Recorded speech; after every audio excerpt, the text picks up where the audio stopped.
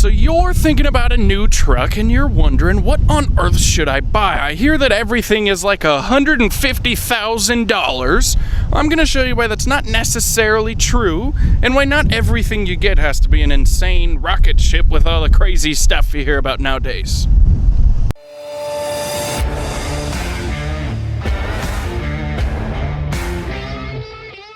As always, guys, you know what it is. This truck is for sale here at Tempe Ram in Tempe, Arizona. I'll leave a link to this one down below, as well as my email. If you are interested in anything, shoot me an email. Don't worry, that's the end of me trying to sell you something, okay? So before all of you Ram warriors get down there with your fingers heating up on the keyboard, this is not just about Rams. This is a generic, style of truck that I think makes sense for a lot of people. You could correlate it to the Ford, the Chevy, whatever you want to do. Obviously, this is a Ram store, so we sell Rams. Speaking of Rams, has anybody noticed the factory flaw with this particular one yet? I'll point it out later in this video. So what exactly is the class that I'm talking about? Well, I'm sure some of you figured it out, but I'm talking about the Bighorn XLT LT range from Chevy. We got an LT right over there. I really think those are kind of the sweethearts of the new trucks, and I'm going to show you why. So we as truck buyers have a tendency to say things like, we miss when things were simpler. We don't want all the crazy stuff, but if we don't have it, we kind of want it. So that's why I think this is kind of a sweet spot of in between both. It's still a very nice truck, good features, good everything. Power folding mirrors, haven't heard anyone complain about that. This one has blind spot, all those things. Relatively simple inside, and when I say relatively simple, keep in mind I'm not comparing it to your 1990 F-250 or your old 350 small block Chevy. I'm comparing it to what you can buy on the marketplace today, brand new. Compared to those, this is pretty simple. This screen looks big. It's not that big. It's really not. If you knew new trucks, it's really not that big. One of my personal favorite things about Ram is that they, listen to their consumers, and before you whine about the motor, we'll talk about that later, but we now have adaptive cruise pretty much standard on a Bighorn, okay? What's nice about Ram, if you don't like adaptive cruise, you can just hit this button first. If you like adaptive cruise, hit that button first. You don't have to use adaptive cruise. You don't have to use the lane keep. You can just turn it off, right?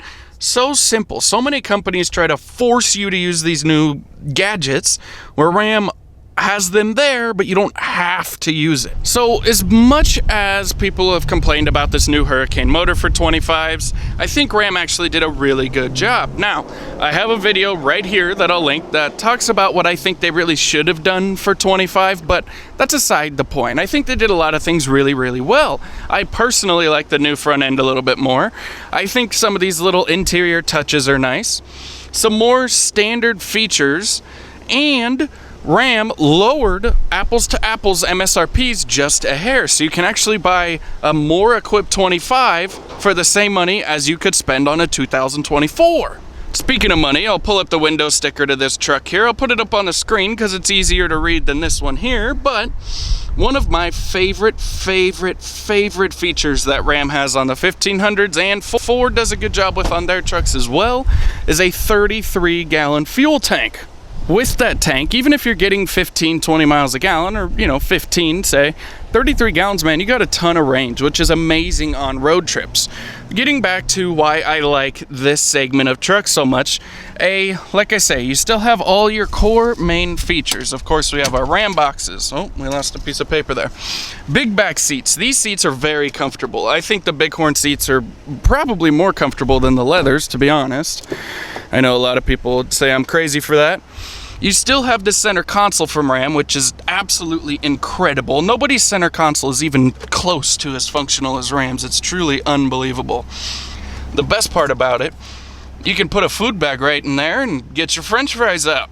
So again, guys, why do I like these class of trucks so much? Well, you're not paying an extra super premium for wheels. We left a more basic wheel on here, and we do it on purpose. We put some on some and more basic on others, because so many people put their own wheels and tires on. So there's no reason for you to pay $1,000 or $2,000 extra for the truck to go flip around and buy wheels and tires anyways.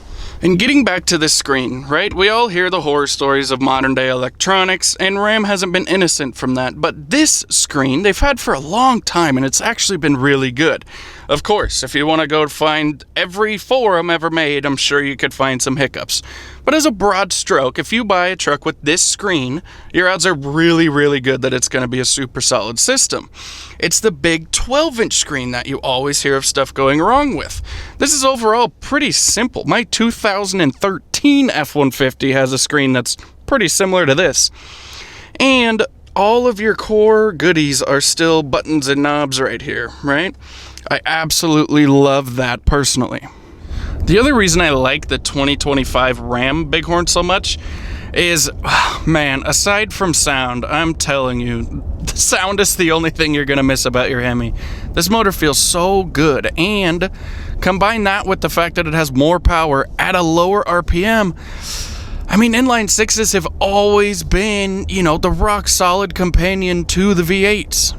I know it is a little bit different, but it's funny to hear a lot of people on these Facebook groups and forum or read what they say, and they say, I would never own a 6-cylinder truck. And I know it's different, but in their next sentence, they say, man, someday I'd love to own a Cummins, right? Like, what are you talking about, dude?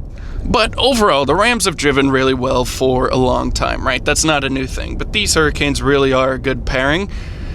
They are really quiet. I mean, that's one thing you're going to miss for sure, but overall power, towing, capabilities, gosh dang, they check a lot of boxes with these engine. If you can get over that mental aspect of it being a 6-cylinder, even though we've always loved inline sixes anyways, and it being twin turbo, whatever. I mean, it doesn't have the sound, but it has everything else that we've always wanted.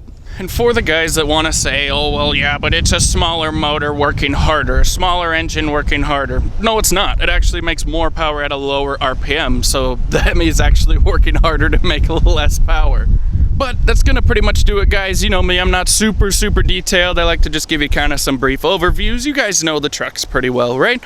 If you would like a more detailed video or more detailed videos in general, drop a comment down below. Be sure to subscribe, drop a like, and please comment down below everything wrong with this truck, everything good about it. Let me know why you like Ford, Chevy, whatever. We love comments around here. All right, guys, peace out.